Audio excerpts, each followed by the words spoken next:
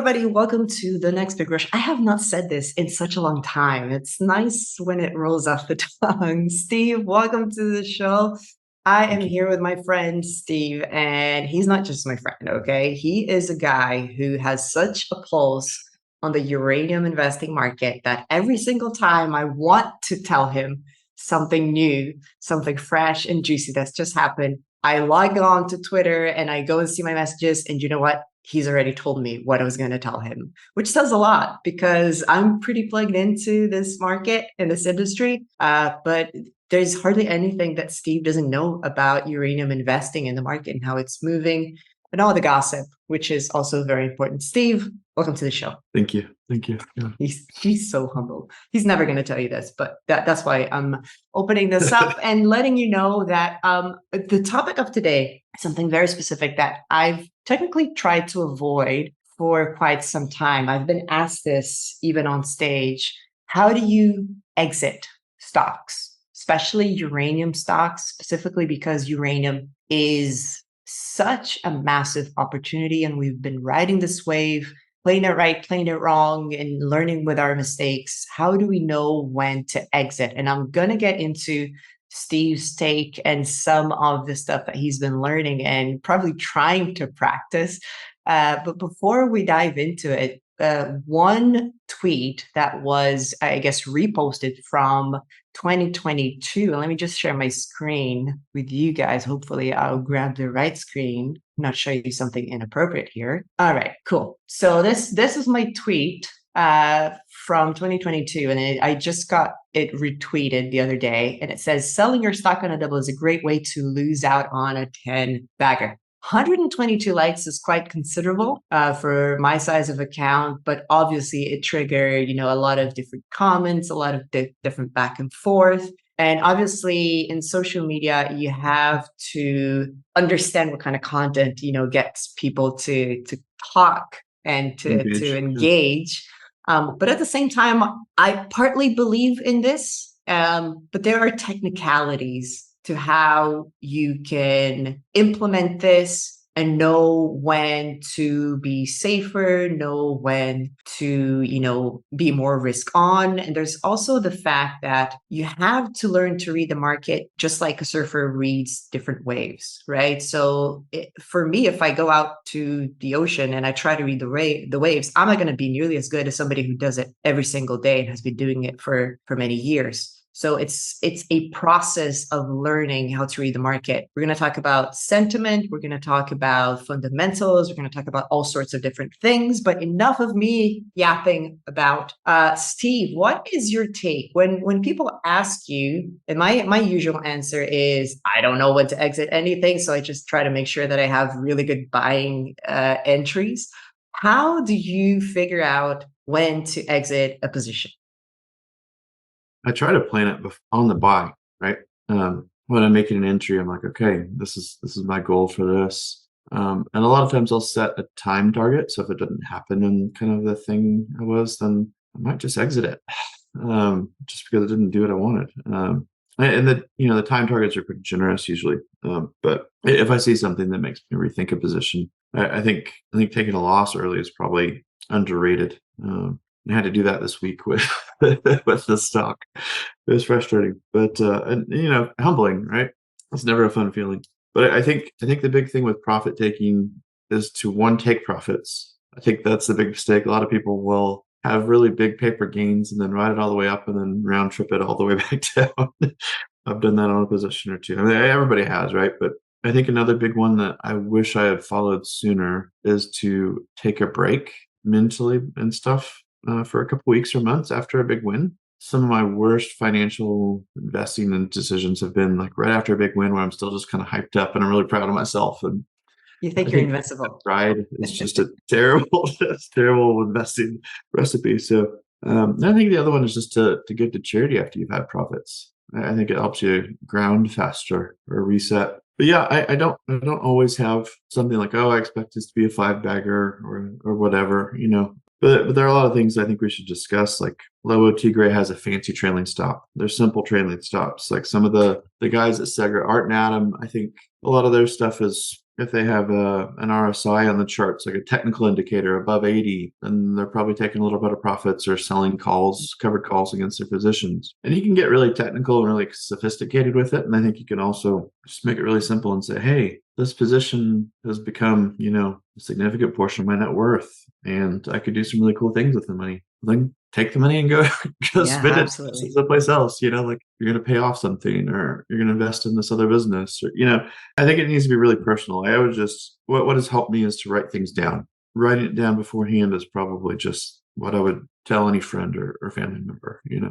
Okay, so let's run through like a fake example. You see Sure. a uranium stock. Let's go back a few years. You saw a uranium stock that you liked, you saw value in it. Yeah. Then you bought it. Did you buy it then thinking, okay, I think that in X amount of time, this should go up by X percentage? Is that how you gauge it? Yeah. And how do you decide that? Like, what do you base that off? Well, if they're a developer, I'm assuming that they're going to be valued at a certain amount of pounds in the ground, or they're going to have a certain amount of cash flow. And so they'll just kind of cash flow model it, 12%. And there's there's different ways to value it. And if those management teams are meeting those goals, then I'll stick with it. And if the market's continuing to progress, I'll stick with it. If they raise cash at the wrong times, if they dilute themselves, if they make things, shareholder decisions against shareholders' interest and against my interest, right? Then I'm going to let them go. Even if there's some games, that's going to be the one I'm selling first. I think there are people in the space that are very serious about delivering on their promises, and then there's also people that are kind of just more serious about promising a lot in marketing.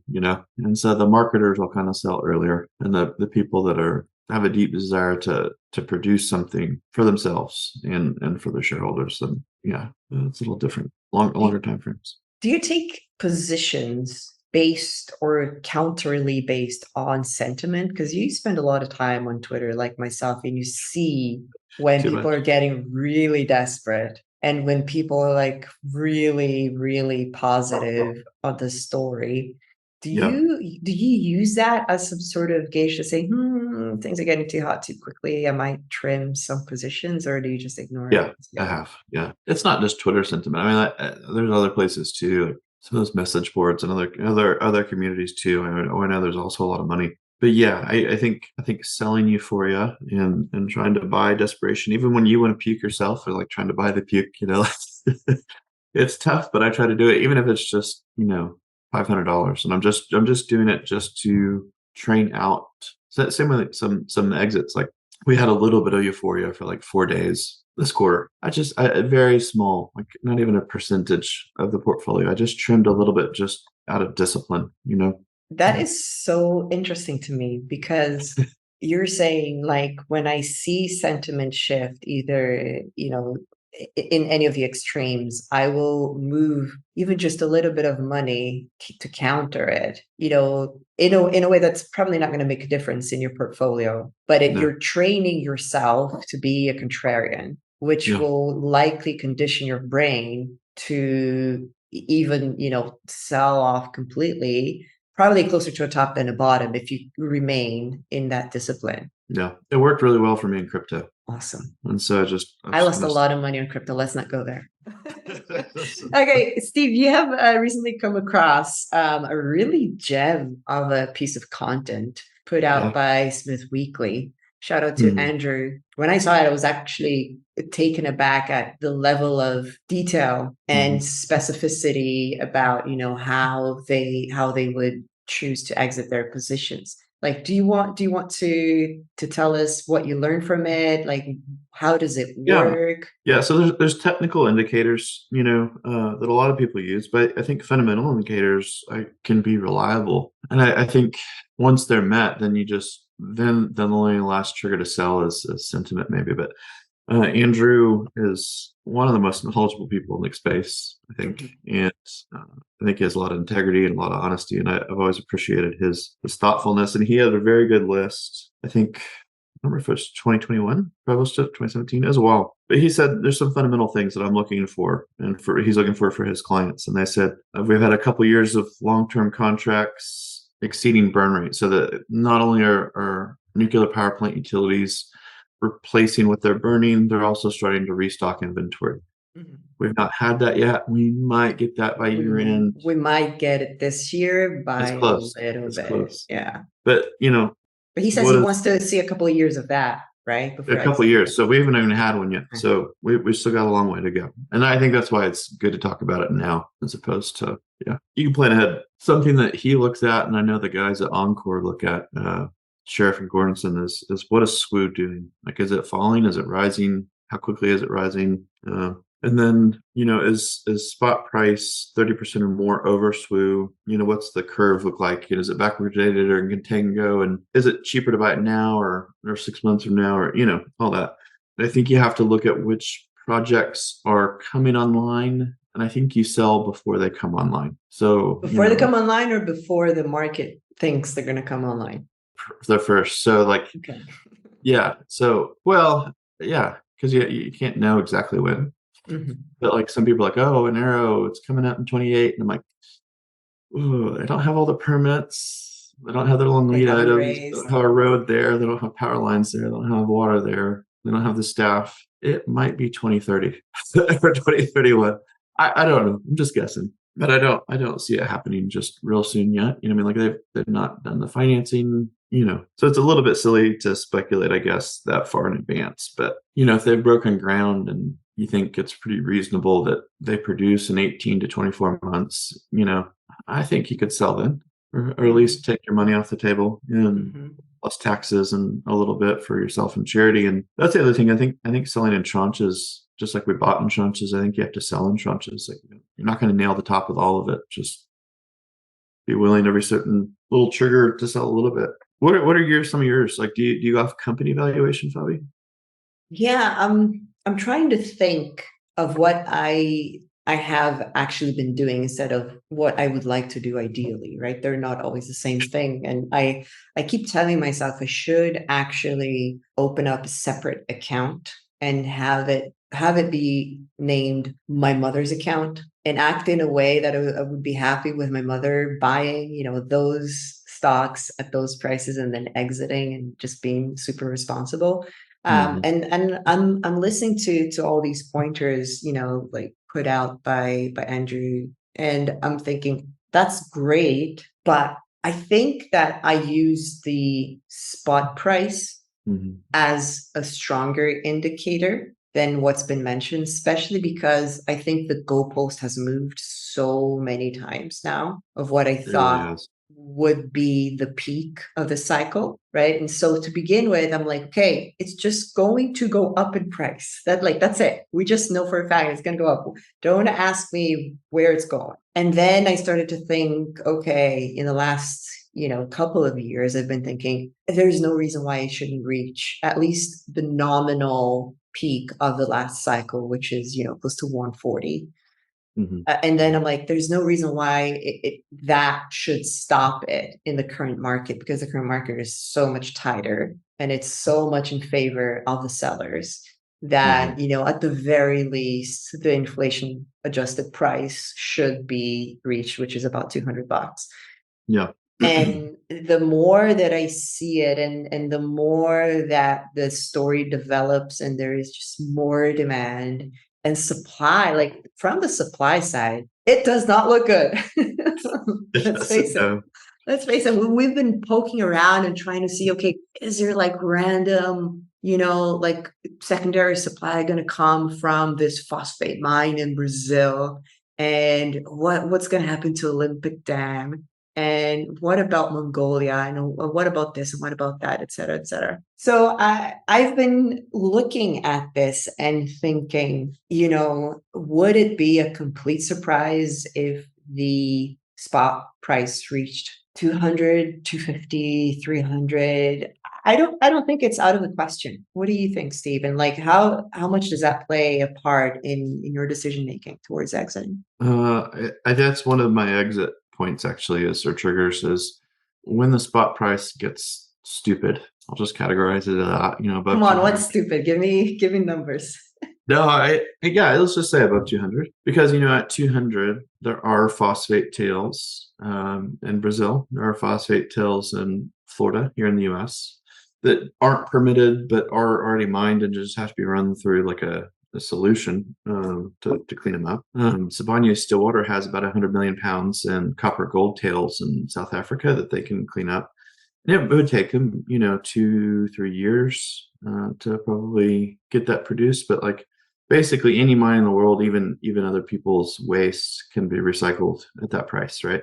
Mhm. And so I think all of a sudden we get the supply response that we've been wanting, but I think it takes a really high price to get there. But once we start to see that, then there's not a miner in the world, or even people, like I said, that have waste to reclaim that can't make money on it. And so what reasonably, what crazy price would bring about a crazy supply response? And I think, yeah, 200, 250, like those are levels that you start to see more supply response and banks hurry up. Arrow, maybe they go from 18 million pounds a year to 36 or 40 million pounds a year by building a fourth shaft or whatever they need to do to make extra just because the market's so good. But yeah. So what's the current gap that we have right now forecasted for, the next couple of years? And what do you think happens until we can close that gap? It looks so the next couple of years we're looking where it's going to vary, but 55 to 62, 63 million pounds. And it's just so large, and the mines have been so, yeah, like I said, it was just a brutal bear market. They don't have the people, they don't have the interest, they don't have the financing, they don't have the resources, and so like it's going to take a lot to bring that back.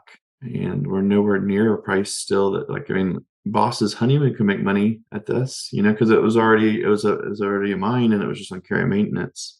But there's not any large projects in Namibia or Niger or United States that are going to come online at these prices. I know the large projects seem to be in positions where it's just going to take too long for them to come online, like NextGen, like Fission, like those projects aren't, like you said, aren't even permitted yet. And when we look at how long it took Cameco to switch on MacArthur, it's like, okay, you guys are the king of the hill here, and it took you this long. It is that expensive, and you really know what you're doing. On the western side of the basin, there is like no infrastructure. There is no unity between the developers in order to make something actually happen. They are interested in many things. One of them is developing. There are other interests behind those management teams, unfortunately. And it just doesn't seem like the permitting plus financing plus training of real human beings capable of doing the good work. Despite the fact that when you first start a mine, you get a trickle, for the little, for the startup.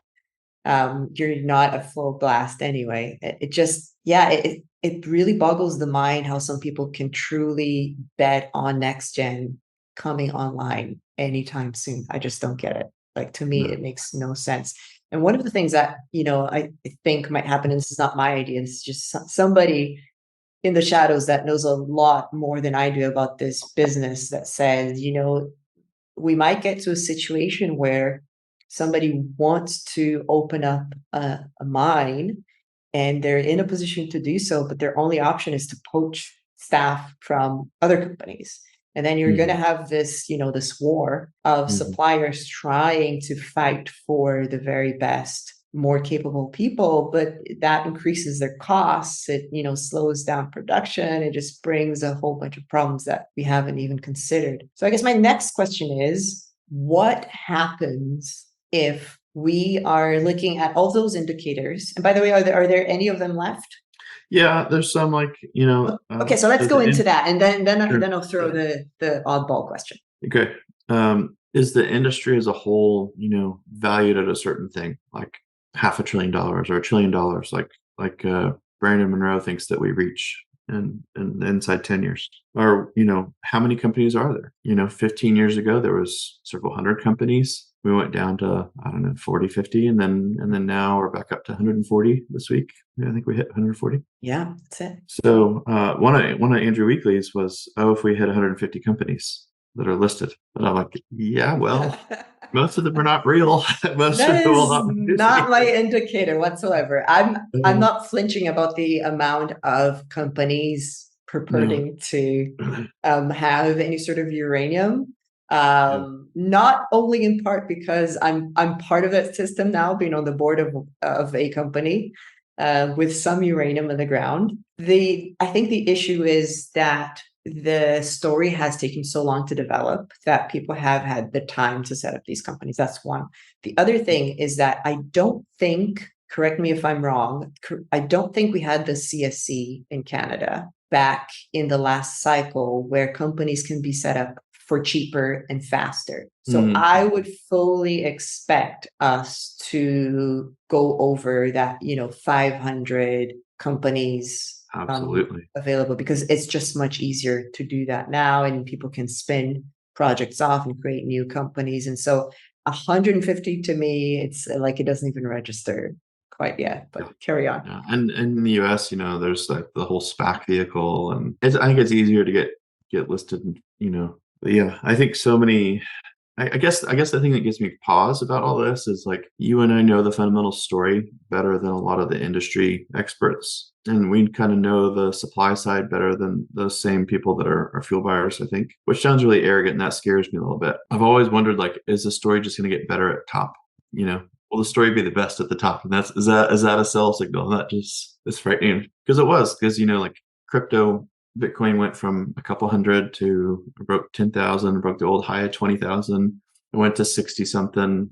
And then, that's when people start talking about 100,000. I'm sure it'll I get heard there. predictions of 1 million. Right. Yeah. They're still out Yeah. there. It's going to replace the bond market, and each Bitcoin's going to be 1 million plus. And that was the story. And I'm like, yeah, I could see that happen eventually, but I think I'm good now, because one Bitcoin was a kilogram of gold. And that's something I have for uranium, is like, there's going to be certain ratios that are going to trigger me to sell, not a lot, but some, right? Uranium priced in gold, uranium priced in uranium, or the uranium miners priced in uranium. Like, there's certain ratios I'm going to have to say, I don't want to sell, but I'm going to. Gotcha. Yeah. So That's very important.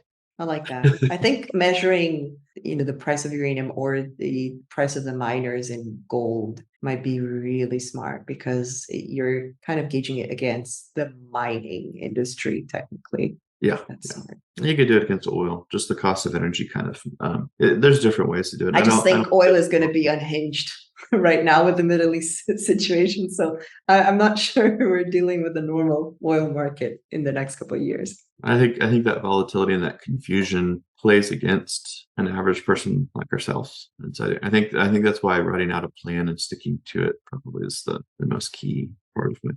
Good point. Good point. What else? I think we covered Andrew's. I hate to steal his work. It's a tribute to him, because you can tell he's done so much. Yeah, so much work for so long. Cool. So my oddball question is: would it make you rethink your exit strategies and your indicators if, when, say, next year we see that the demand for SMRs starts to really kick off, and then all of our projections are kind of out the window because the gap is widening. Mm-hmm. And then obviously our expectation of a price spike should go higher, et cetera, et cetera, et cetera. Would that make you think twice and maybe correct it to an even more positive outlook and wait longer? Or do you think it goes back to what you just mentioned of, hey, maybe the story does feel best at the very top, and that's still a signal? I do expect exactly that. I do kind of expect SMRs to replace a lot of coal plants. We just heard the IAEA say that they want the world to, instead of building 4 or 5 mines a year, they want them to build 20 to 25 mines a year from now until 2050. And I think a lot of those will be SMRs, or even medium and large modular reactors. I think the world knows that it's short in energy. I think we see that. And yeah, to your point, like, what does that change our exit strategy? No, because we could see a double spike. We could see a spike between now and 2026, and then see another spike in 2029, 2030. If one of these bigger projects is set to come online and all of a sudden has a technical issue or a First Nations protest, or, be like, it's mining, there's going to be things going wrong with it. We'll have something else that will happen. And so, no, I think you keep to your plan, even if the story gets better. Yeah. Wise words have never been spoken. Wiser words have never been spoken. Doing it is a different matter, but I think it's a good plan. Awesome. Steve, thank you so much. Where can people find more about you? This has been a fun exchange, and I think we should do it more often. Where can they follow you and your opinions and your insights? They can just reach out to me. I'm pretty easy to find on Google, but pretty open to making new friends. But yeah. Cool. I'll link up your Twitter account here because you're super active there. And so, yeah, if you want to reach out to Steve and ask anything specific about the market and how it works in the background, etc., what is probably not being talked about openly and things like that, if something doesn't make any sense, and I am volunteering his time here, go ahead and contact him because he is a treasure trove of information. Very wise guy. Thank you so much, Steve. I'll catch you soon. Take care and best of luck in your uranium investing. Appreciate it.